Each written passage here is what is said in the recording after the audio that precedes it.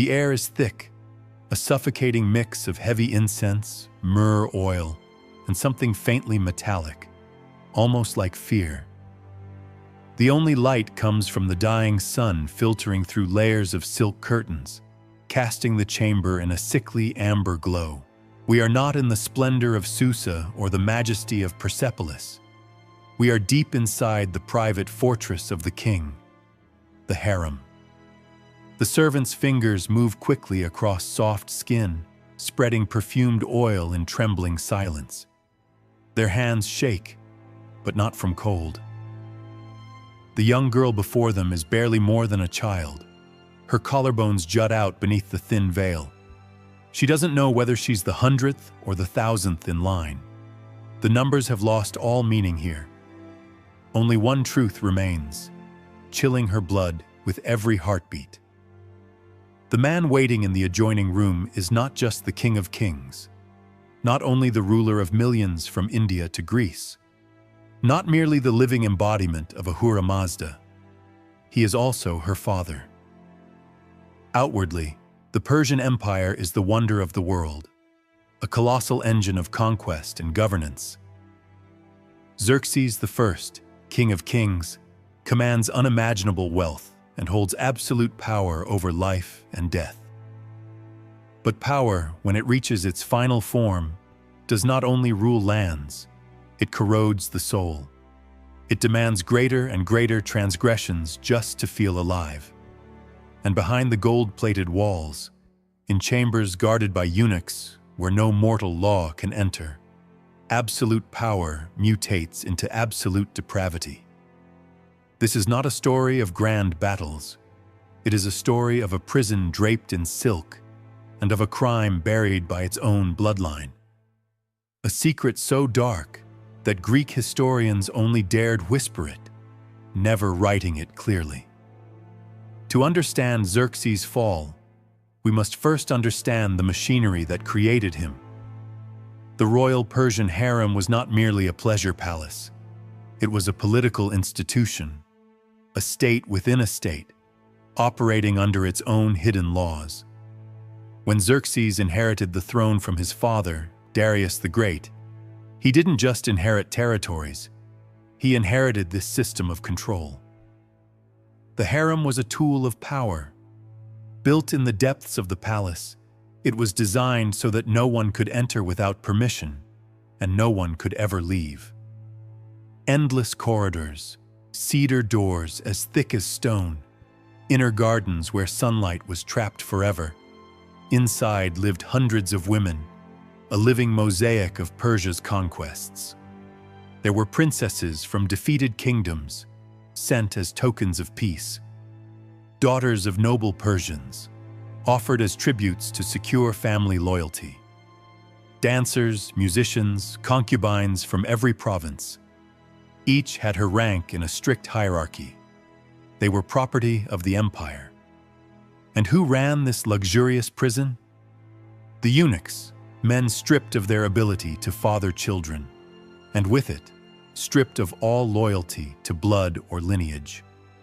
Their only allegiance was to the king. They were administrators, spies, gatekeepers, and sometimes executioners.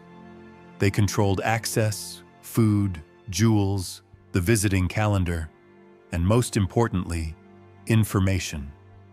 Every woman who entered the harem underwent a meticulous transformation. They were trained in the arts of pleasure, music, dance, and refined conversation. Some, through intimacy, could influence the king's decisions, but it was a deadly game. A whisper at the right time could raise a concubine to royal wife. A glance at the wrong moment could mean instant death.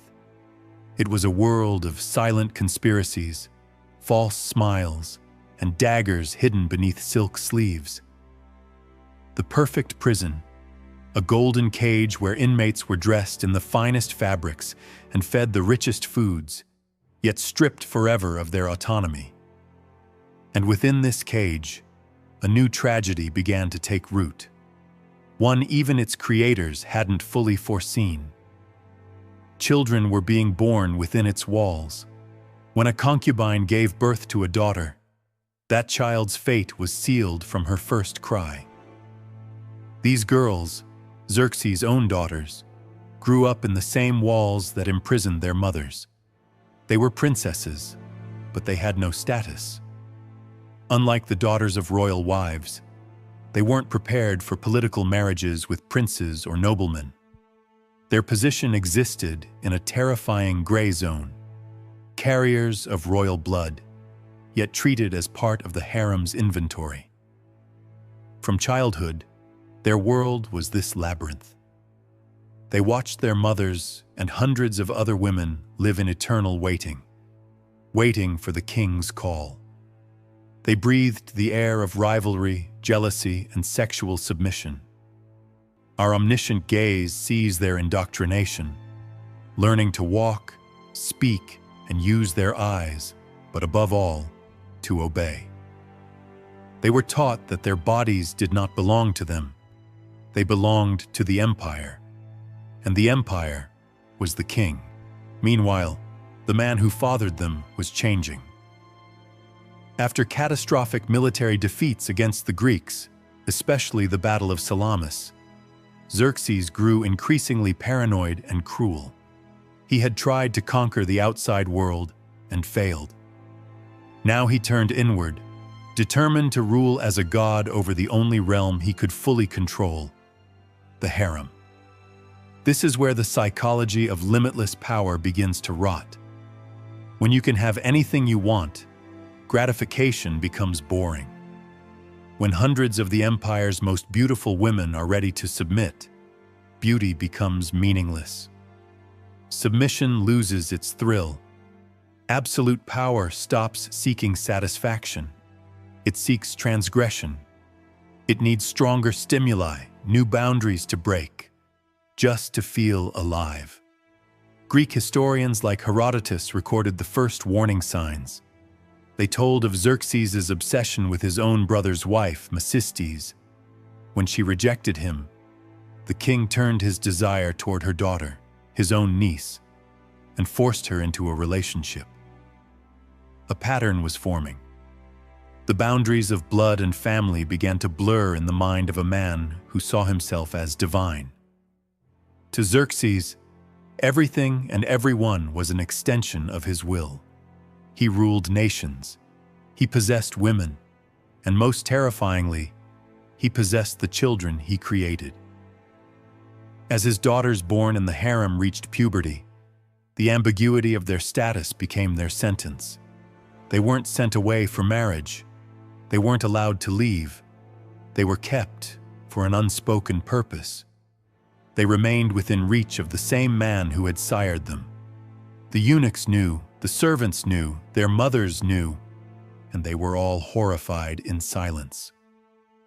But in the harem, silence was survival. Anyone who spoke, even whispered, vanished without a trace. The system of control worked perfectly.